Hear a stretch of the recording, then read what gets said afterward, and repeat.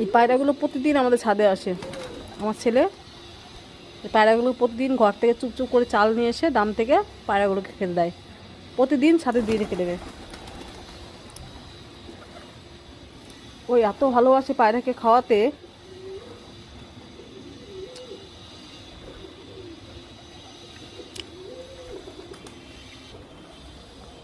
ও রোদে শুয়ে আছে পায়রাকে খেতে দিয়ে।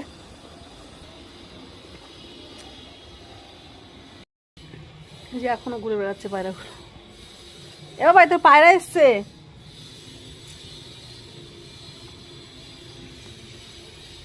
ও খাবার দিয়ে রেখেছিল, পায়রাগুলো এসছে, ও দেখতে পাচ্ছে না, ঘুমিয়ে গেছে।